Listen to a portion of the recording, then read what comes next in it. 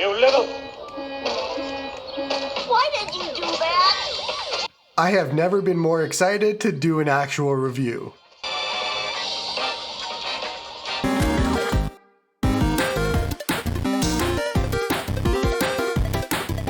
Hey everyone, and welcome back to Joey's Retro Handhelds. I'm Joey, and today we're going to be doing a deep dive review of the AYN Odin 2. But first, I would highly suggest that you go back and watch my first impressions video, as I'm not going to rehash a lot of what I said and did in that video, and think of this as kind of a part 2 or a season 2 of the Odin 2 saga. Plus, you're going to be able to see a whole lot more games running on the Odin 2, and it just serves as more content for you. As a reminder, this handheld was sent to me for review by AYN, but they haven't seen this video ahead of time and they've had no input in anything that I say. Now that I've had this device for about a week or so, I can confidently say I've spent almost every waking minute with it, testing different things, playing different games, using it in every different scenario you can imagine, and you're gonna see all that today. But it's easy for me to say that this is probably the best Android handheld on the market right now. And honestly, this might be one of the best handhelds on the market, and you'll see why. After releasing a device a week for a year, this is the device that AYN wished they made, but AYN got it in 2. This is a bit tough of a review for me to make because there isn't many deal breakers for this device. So a lot of what I'm going to talk about today is little nitpicks, small software issues, things of that nature. As far as big, extreme deal breakers, it's not really here. AYN really knocked it out of the park with this device, and at a price of $294 US right now for the base, that's an extremely good deal. And even considering that a lot of backers got it for about $50 less, that's an awesome deal. So today is going to be a lot more of the nitpicks, a lot more of that sort of thing, as there isn't really anything negative that I can really point to with this device. And trust me, I've been trying. The model that I have here is the 12GB model, and this is the $370 US option, but it also has a bunch of color options available. The 12GB model is the sweet spot in my opinion, and it's what I would get if you were interested in Switch emulation at all. Otherwise, the 8GB model would be just fine for everything else. I don't see a use case for the 16GB model personally, so you can save some money by going with either of the other two options. All of these models are supposed to start shipping in December. Whether they hit that date or not, I'm not sure, I don't work for them, but it's safe to say they've been sending out review units months ahead of time and they've been hitting every other date, so they might actually hit the date this time. Let's expand on the RAM usage a bit further. I tested a lot of Switch games, and I kept the Odin stats screen up to see how much memory was being used. I never once really saw it go above 50%, which would be roughly about 6 gigs of memory, leaving 2GB of RAM as overhead for the base model. That was until I played Tears of the Kingdom, and I was able to get it to 77% while on my live stream as well as off camera too. And that is over 9GB of RAM. So I'm going to stick with my initial recommendation from my previous video as well as every other video I have done. You want the 12GB version at least if you're going to be considering Switch emulation. But let me also be real clear on this one. Don't buy the Odin 2 for Tears of the Kingdom or even Breath of the Wild. You're not going to have a good time, it's not going to run that well, and it's just going to be a bad experience right now. I'm not going to be doing a full recap on specs. I'll leave a link in the description to the Indiegogo page, but a quick reminder that we have the powerful Snapdragon 8 Gen 2 in here, which current generation Samsung phones are using. There's a fantastic 6-inch 1080p screen, which I'll be showing off in a minute, as I left that out of my impressions video by accident. There's analog triggers, hall sticks, and a lot more. I went a bit more in depth in my impressions video. Doing a quick recap of the controls and ergonomics here, and my first impressions thoughts are basically the same after a week or so. These are fantastic controls, the ergonomics are great, and it's an extremely comfortable device for long periods of time. These are the same hall sticks from the Retroid Pocket 2S, which I absolutely loved, and that continues here. they've been just a joy to use. And that all continues into the D-pad, which also feels like the 2S D-pad here as well. Both the sticks and the D-pad are loose feeling. They're accurate and some of the best controls on any device that I've used. On the other side, the face buttons feel a lot like an Xbox One controller. They have less travel than normal buttons, a clicky feel, they spring back up really easily, and they're very easy to push down. On the top, we have the L1 and R1 buttons, and the triggers. The triggers are analog triggers, so games respond to how far you push them down, and they've been working great in shooters as well as racing games. I've played a ton of different scenarios with these, used them at different points of being pushed down, and they've just felt great. Before we move on, here's a size comparison with the Switch OLED so you can see how it compares with a device that you likely have at home.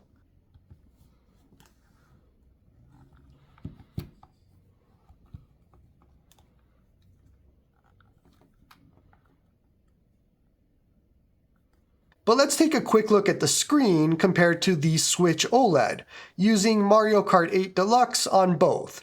And we're going to set the brightness to 100% in a dark room. Now with brightness at minimum for both.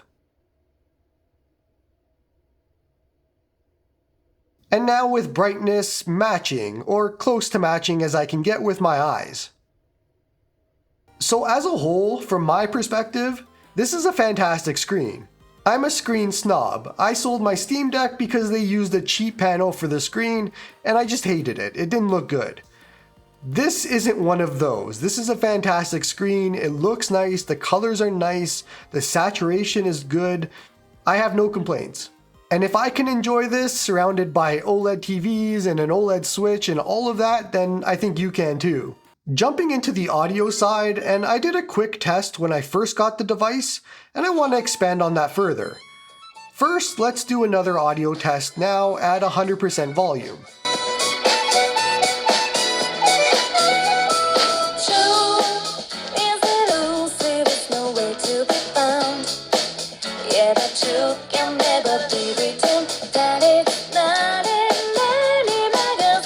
And now we'll do one at 50% volume.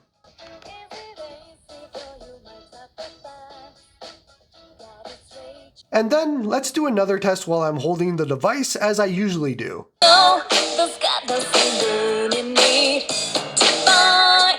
And lastly, if I were to hold it while covering the speakers with my palms. My experience so far has been that my hands don't cover the speakers while I'm playing. And the audio sounds fantastic, but I can't speak for everybody's hands and depends on how you're gonna hold it. So if you're worried about covering up the speakers with your hands, maybe take a look at how you hold the device and then make a decision from there. But otherwise, with front-firing speakers and the sound, it all sounds great. This has awesome speakers. And so while we're on the topic of audio, let's talk about the fan. In my previous video, I said that I stayed in quiet mode the entire time, and I wasn't able to hear the fan at all. That's still absolutely true, and I've stayed in quiet mode with performance mode the entire time because I find that to be the best. But for those that are curious about smart and strong fan modes, let's take a look at the strong fan mode with audio at 100%.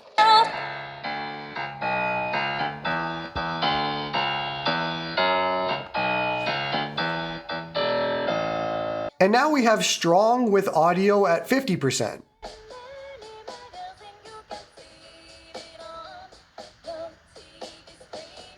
Lastly, here's strong with the audio completely off.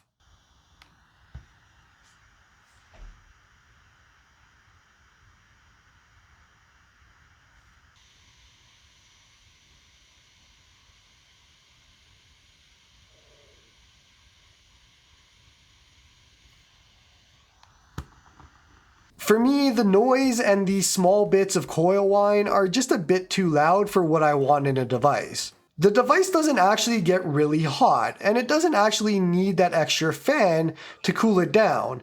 Maybe if you were pushing it with Tears of the Kingdom, Breath of the Wild, or a game that doesn't run that well, then I'd see it, but even still, I just stick to performance and quiet, and that's been perfect. There was only a handful of times throughout all of my week playing this device where I would consider this device as hot, but it was never the shell, it was only the screen, and it wasn't for a long time at all. Moving on, there's 3 different profiles for speed. There's standard, performance, and high performance.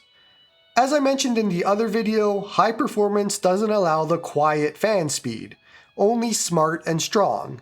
And again, I've been staying in performance forever, and I find that it's the best fit for this device. But let's test how much of an effect the others do. Every game that I threw at the handheld ran, and in a lot of times at maximum resolution, like 6x or 4K for GameCube. And I could not tell the difference between all 3 modes.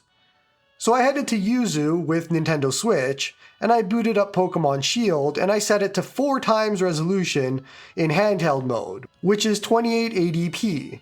Then I swapped between each performance mode, and I couldn't tell the difference again. The frame rate stayed the same for each of them, and that was about it. I do the same thing for Tears of the Kingdom a bit later on in the video, and it's the same sort of result. That's as far as my testing went personally. This isn't my niche, that stuff bores me. I'm gonna stay in performance mode with quiet enabled and leave it at that. If you want other numbers, maybe see if some of the other reviewers are gonna go into it in depth. But for me, that's all I got. While we're here, let's talk about the things the Odin 2 actually adds software-wise. It's a custom Android build with some additions from them. In the quick panel, we saw the performance mode toggle. There's also one for the LEDs on the joysticks and the side. Then there's the fan toggle that we talked about earlier, and also a toggle for charging separation. They named it weirdly here, but this is bypass charging if you're familiar with it. And I'm happy they included this as it's something that I've been using on my S23 Ultra forever now. Basically, this allows you to bypass charging the battery and charges the device directly, and that significantly reduces the amount of heat that the device puts out. I would keep this on at all times. On the topic of heat, as I mentioned before, I've only really experienced a hot screen a handful of times. It was certain games or when I was transferring files back and forth in large amounts and that sort of scenario. For the majority of the time, everything was just normal. But in all cases, the shell never got hot at all, so my fingers and hands were all fine. Lastly, if we swipe over, we see floating icon, which enables the slide out panel on the right while you're in games. This panel allows you to do key mapping for any touchscreen games, control brightness, show frame rate, although it's incorrect, so just keep that in mind, temperature, CPU usage, memory usage, and then a few more quick panel items. I say the frame rate is off as throughout my testing, and especially in Yuzu, it was showing the wrong amount almost all the time, so it's not really something that I can rely on. I didn't find myself using the quick panel really at all besides brightness adjustment, but it's a good thing to have. Otherwise, if we head to the Android settings, Odin settings, we can see what else is added. There's the toggle for joystick and side LEDs again, but you can also change the colors here. And if you slide it down vertically, it dims as it gets more black.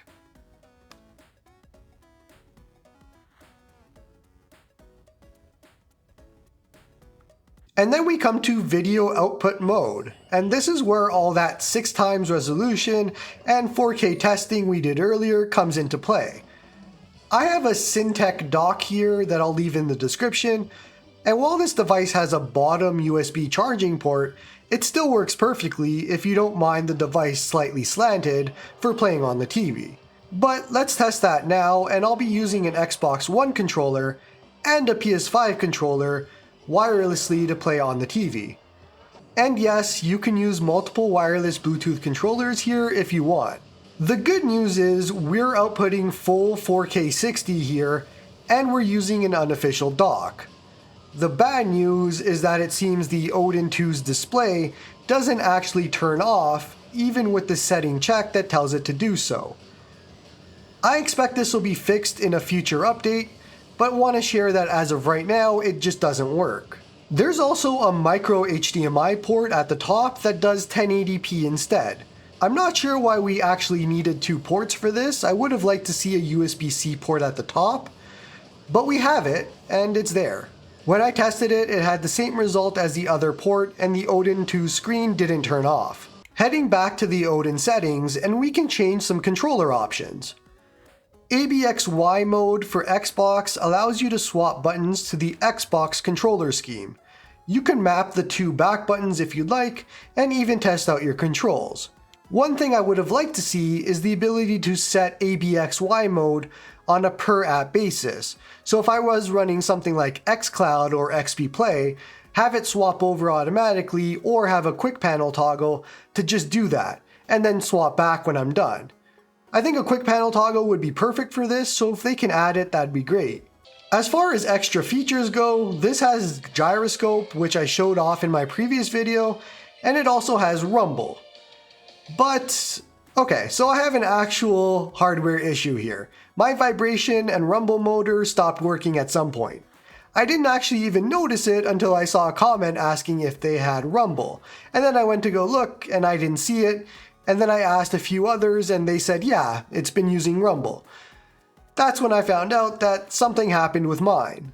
Look, quality control stuff always happens. Things like this will happen and it's just part of the technology world that we live in. I don't think I'm too worried about it. None of the other reviewers have pointed it out. Might just be something that just happened to me for whatever reason, but I'm always honest in my reviews and share everything that happens, so wanted to share this as well. For anybody that's been following my channel for a little bit of time, you know that I always get defective devices somehow, some way, so this is just the typical Joey experience for handheld reviews. I do want to point out that I had one bug that I mentioned in the impressions video that still happens, and that's the navigation bar not disappearing on the bottom like it should in a lot of applications. Vita and 3DS were 2 big ones that I could point to and easily replicate because the navigation bar just doesn't disappear. Sometimes it disappears, but it still leaves the black bar as if it was still there. And sometimes it stays even with the actual navigation buttons showing. It's a bit of an annoyance and I'm hoping it gets fixed really quickly because it's one of the only issues this device has. Okay, now the big topic, and that's input lag, because every comment that I've got has been about input lag and input lag and input lag. And I said before I did not have the Odin 1 or Odin Lite, so I have no comparison point to what it was, or what people think it was, to what it is on the Odin 2. I can only talk about my experiences with Android as a whole, Linux devices as a whole, and the entire background of devices that I have in comparison. So the answer to that question is I did not experience any input lag throughout my entire testing or anything that I can consider input lag, so I'm not sure. I don't have the technology or the know-how or any of that to do an actual test here, nor do I actually want to because that's just not something I want to do. I can't feel the input lag, not sure if it's there or not, but that's as good as I can give you at this moment. Whether that helps you or not, I'm not sure, but if that's a really big deal to you, you might want to wait for maybe another reviewer, somebody like the Fox, or someone else that might be able to test it. As far as battery life goes, I was seeing roughly 20% or so drain every hour and a half of various games. High-end PlayStation 2, GameCube, Wii, whatever it is. So I'd probably say it's likely between 6 to 8 hours of charge for the high-end systems at high resolutions and all of that. The world is your oyster for lower-end systems. For idle battery drain, after 9 hours, I was only seeing 1 or 2% of battery gone. So over a full 24-hour period, I'd likely see between 3 to 5 or 6%. Just like my Samsung S23 Ultra, the battery on this device is just fantastic. Okay, let's play some games because you obviously didn't get enough from my previous video or my live stream, so let's do some more. Let's start with Android games first, and we'll do the 2 biggest ones, Genshin Impact and Honkai Star Rail. And please, if I'm pronouncing Honkai Star Rail wrong, this one you don't need to correct me on, I just don't care. I showed Call of Duty Mobile in the last video, and that actually needs button mapping to work. These two do as well. There's no native controller support for Genshin or Star Rail. So let me just show you how that works really quickly.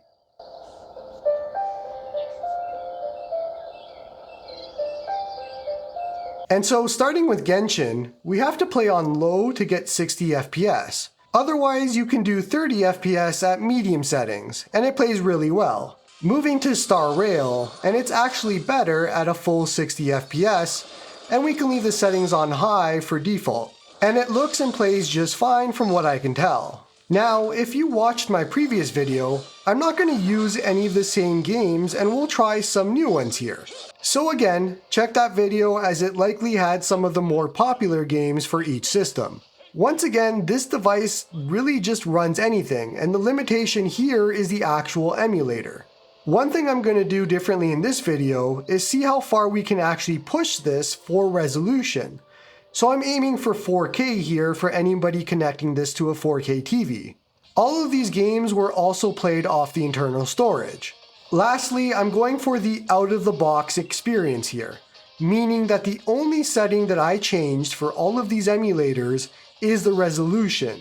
So what you see today is what you're going to get right out of the box in December. So let's start with Nintendo 3DS, and we have the Citra Canary Vulcan build here at 4x resolution, which is 960p, the highest that the emulator allows. We're playing Super Mario 3D Land at full speed with no issue and not even any stutters thanks to the Vulcan build. You could have a really good time playing 3DS on this device. Jumping into Ocarina of Time 3D, and it's even more perfect. I can't describe how good this looks here, and I'm sure we could go even further if they added the ability to upscale more. But the actual gameplay and everything here is just smooth.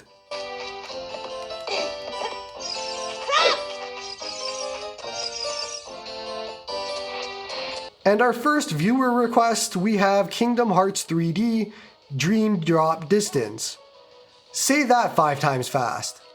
I tried these games, they're not for me, but from what I know about the story, we have a guy with a large key sword and every title is something sleep related, so he sleep fights all of the Disney characters or something, and then Final Fantasy characters show up for some reason, and I don't know, let's just move on. For PSP, we're using PPSSPP, and we're at an 8x resolution to get 4K. Jak and Daxter Lost Frontier has plenty of headroom, even at 4K. I bet that old pillar would make a good bridge. Don't knock it over, Jak.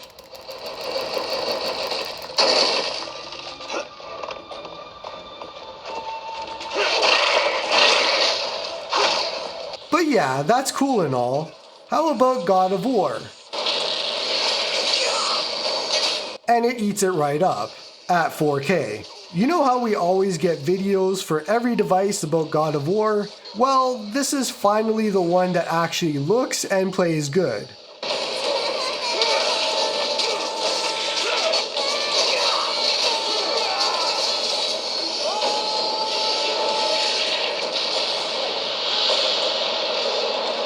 And lastly, Killzone Liberation, which was another viewer request for some reason, but once again it runs perfectly. 4K PSP on this device is a dream. Moving on, and I was going to show Vita 3K again, but I ran into issues with games trying to run. The emulator just isn't there yet. Persona 4 Golden seems fine, but otherwise I'm just going to skip Vita until the emulator progresses a bit more. So let's look at PlayStation 2, and we're using Aether SX2 version 3668. Starting with Dirge of Cerberus, and it might be a bit hard to see as it's a darker game, but I left this at 1x resolution and there was a lot of dips. This is emulator related. It's unfortunate, but until PS2 emulation development picks back up, this is kind of what you're going to be getting with this game and a few others that you're going to see soon. But one that runs really well is Dragon Quest VIII, and we have it here at a 4x resolution. I've been wanting to play this game for a long time, and now I actually can, in a good resolution. And then we have Driver Parallel Lines, and this is another that needs to be set to 1x due to dips. Again, these are emulator issues, not performance related from the device. It just doesn't run well because we're not there yet. Midnight Club 3 Dub Edition is here, running at a 5x resolution, and perfectly.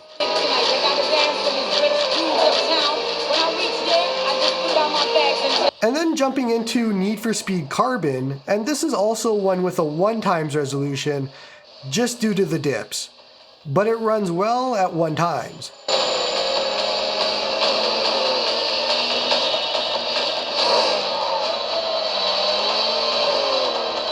And Need for Speed Most Wanted is the same, needing a 1x resolution here. Now, if you're seeing all this and getting worried, I'm cherry picking the hard games to run here, and none of these are using any tweaks of any kind besides the resolution. My other video had more PS2 games for you to look at as well. Point being, lots of headroom for adjustments and tweaks if you want to go down that route. Rogue Galaxy is one that struggles with lower hardware, and we have it here at a 4x resolution.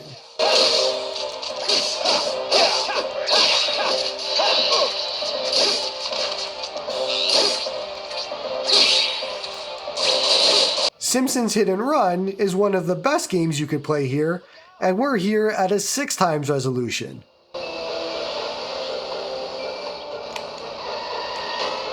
It was like that when I got here. This is a really bad day. Sly 2 Band of Thieves is a bit hard to see as it's a darker game, but we're here running at a 3x native. This is a hard game to run on lower end hardware, but we're smooth sailing here. Attention all guards, this is the network administrator. We're installing some new software into the security mainframe, so don't be alarmed. Another viewer request here, but Steambot Chronicles runs just fine at 5x right at the start.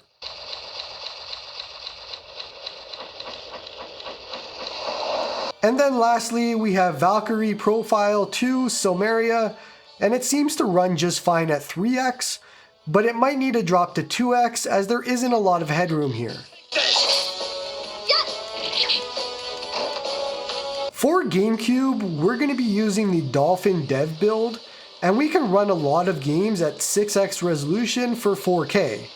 Once again, no setting changes here, not even VBI skip enabled. Starting with F-Zero GX, and we're on the Firefield track, and we're running at a 6x resolution for full 4K.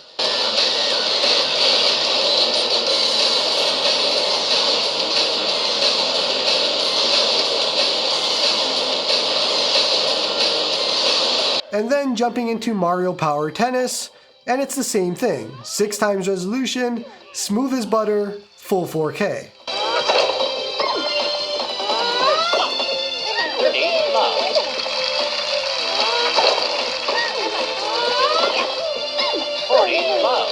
Then we have Metroid Prime's beginning area, and there's some enemies and stuff on screen, and we're still at a 6x resolution for 4K again.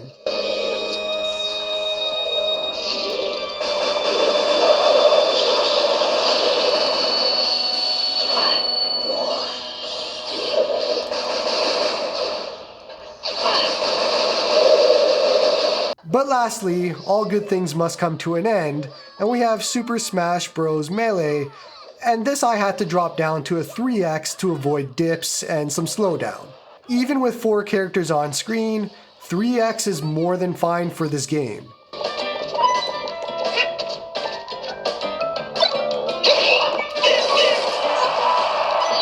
Then we jump into the Wii side, and we're here with Super Mario Bros. Wii at a 6x resolution for 4K. I would probably bump this down to a 4 or 5x to give it some headroom though.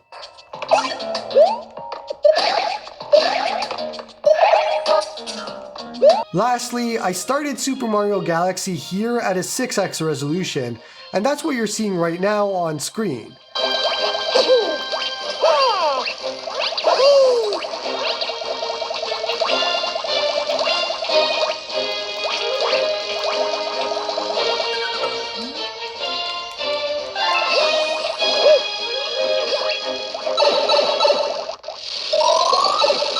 But the moment that I went down the pipe and into the little room, everything went into slowdown mode.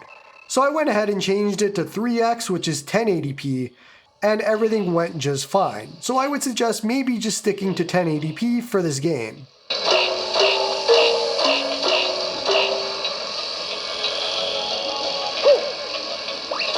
Now let's jump into Nintendo Switch with Yuzu Early Access, and we'll start with Animal Crossing New Horizons. I'm running all games in handheld mode and with the max adrenal clocks enabled. We're at a balmy 80 degrees Celsius here, which you don't actually feel in your hands, but the big thing here is memory. It's about 50-ish% for Animal Crossing, which is about 6 gigs of RAM on my 12 gig model here. But the game itself runs at basically full speed. There's some drops and dips here and there when picking up items or shaking trees, but you could have a good time here if you wanted. Captain Toad runs basically perfectly.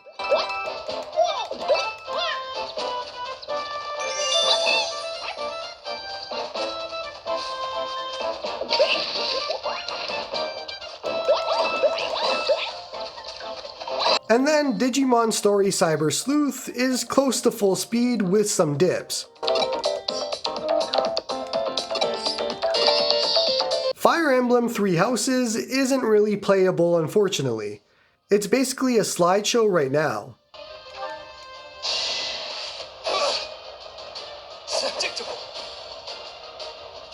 Metroid Dread is another that runs basically perfectly.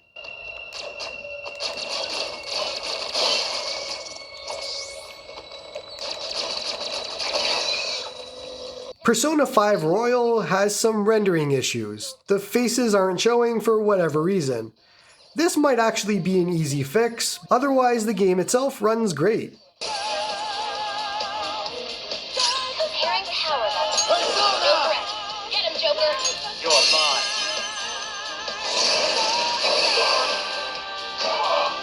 Pokemon Shield works really well here too, same as Let's Go Pikachu from my last video. And if we pull up the stats, you can see that we're hovering pretty close to the 50% mark, which would again be about 6 gigs of RAM.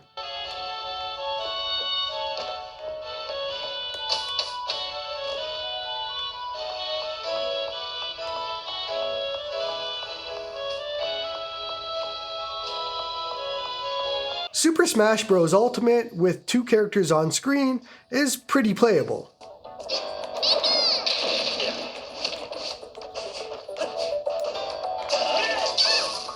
When we get to 4 characters on screen, there's some dips and things here and there. And if we look at the stats, we're right at the 6 GB mark for RAM again.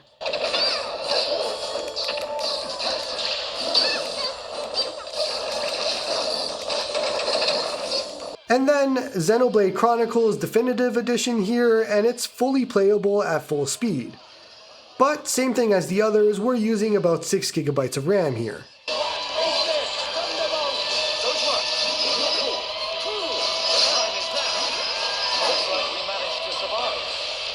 Lastly, we have the big one, Tears of the Kingdom. And this maxes out the actual CPU, and like I said before, it clocks it at 77% memory usage, which is over 9 GB of RAM. As I said before, we have the max adrenal clock setting on, so high performance doesn't add anything really here. And to prove it, here it is with high performance setting on. Now, the game itself just does not run good. It doesn't play good, and it isn't something that I would buy this device for yet.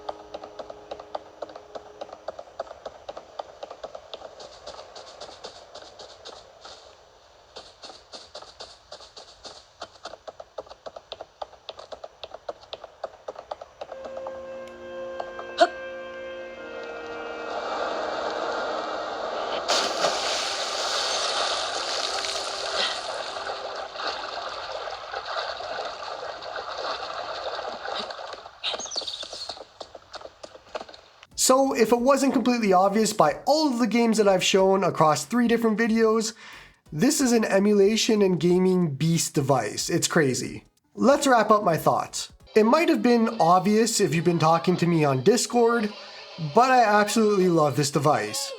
I struggled hard with trying to find issues here.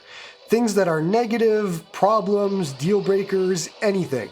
We'll talk about those little nitpicks in a second. Firstly, there's 3 software issues that I've encountered. The first is the navigation bar bug that I mentioned before. The second is the Odin stats FPS panel not accurately displaying the actual frame rate. And then last, there's a weird bug, and I can replicate this in Dolphin, where it gives the screen a gray overlay when you enter the menu in Dolphin and some other apps. If I push the back button to get the menu up, the gray applies.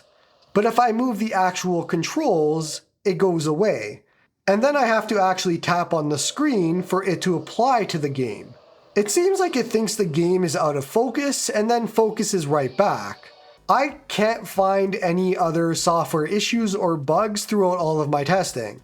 Lastly, from my limited testing, the performance modes don't really seem to do much at all. But again, I would probably just stay in standard or performance and have quiet mode on. I don't actually think this device needs high performance in any situation. Like I mentioned before, I would love the addition of a quick panel option so that we can change the ABXY mode and the Odin mode so that we can swap buttons back and forth depending on the app that we're using, like xCloud or emulation. Hardware-wise, some people might have concerns with covering the speakers with their palms, but that hasn't affected me.